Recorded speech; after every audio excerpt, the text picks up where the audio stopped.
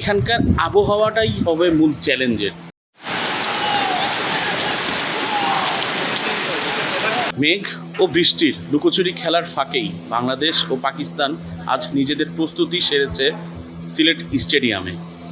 বাংলাদেশ দল সকালে এবং পাকিস্তান দল দুপুরের পর অনুশীলনে নামে।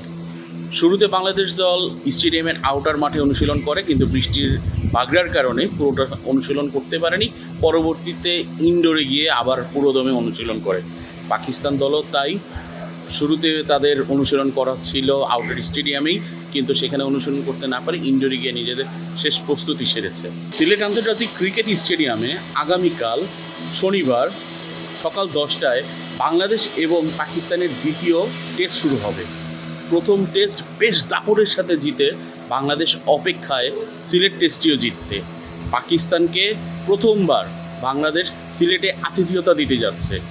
এই টেস্টকে ঘিরে বাংলাদেশ নতুনভাবে নতুন রণকৌশল সাজিয়ে পাকিস্তানকে হারানোর চ্যালেঞ্জ নিয়েছে। মুশফিকুর রহিম আজ এসেছিলেন সংবাদ সম্মেলনে, জানিয়ে গেছেন এখানকার আবহাওয়াটাই হবে মূল চ্যালেঞ্জের, কারণ সিলেটে 5 দিনই বৃষ্টির পূর্বাভাস রয়েছে। দুই দলেই একটি করে পরিবর্তন অবধারিত। ঢাকা টেস্টে ফিল্ডিংয়ের সময় বুকে ব্যথা পেয়েছিলেন বাংলাদেশ দলের ওপেনার সাদমান ইসলাম। তার জায়গায় জাকির হাসানকে নেওয়া হলেও তার একাদশে ফেরার সম্ভাবনাটা খুবই কম। বাংলাদেশ দলে আরেকজন ওপেনার ছিলেন শুরু থেকেই, তানজিদ হাসান তামিম।